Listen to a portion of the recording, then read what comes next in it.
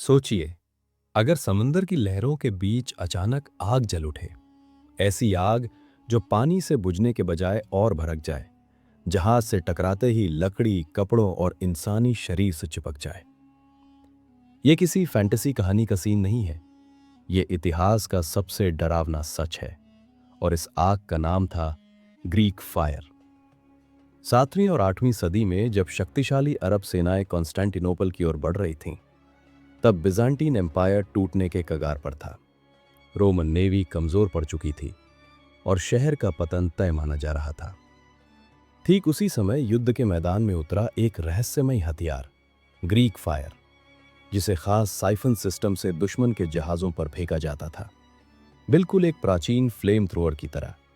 फर्क सिर्फ इतना था कि यह आग समुंदर में गिरकर बुझती नहीं थी, बल्कि जहाजों को चलते चलते आग का गोला बना देती थी। सैनिकों में ऐसा आतंक फैल गया कि उन्होंने इसे सी फायर और लिक्विड फायर कहना शुरू कर दिया। इतिहासकार मानते हैं कि इसी हथियार ने कॉन्स्टेंटिनोपल को 2 बड़े हमलों से बचाया और रोमन एम्पायर को लगभग 800 साल तक जिंदा रखा। लेकिन सबसे भयावह बात यह है कि इतना शक्तिशाली हथियार आज सिर्फ नाम बनकर रह गया है। इसका ओरिजिनल फॉर्मूला पूरी तरह गायब है।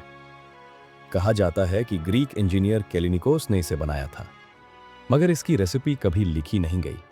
ये एक स्टेट सीक्रेट थी, जिसे सिर्फ एम्परर और कुछ भरोसेमंद लोगों तक सीमित रखा गया। कुछ लोग मानते हैं कि ये रहस्य जानबूझकर नष्ट कर दिया गया ताकि गलत हाथों में न पहुंचे, जबकि कुछ इसे गद्दारी और चोरी से जोड़ते हैं। आज के वैज्ञानिक अंदाजा लगाते हैं कि इसमें नैफ्था, सल्फर, क्विकलाइम जैसे तत्व हो सकते हैं, लेकिन एग्जैक्ट प्रोसेस अब भी एक अनसॉल्व्ड मिस्ट्री है। सवाल ये नहीं कि ग्रीक फायर क्या था, सवाल ये है कि क्या कुछ टेक्नोलॉजीज इतनी खतरनाक होती हैं कि उनका खो जाना ही मानवता के लिए बेहतर होता है।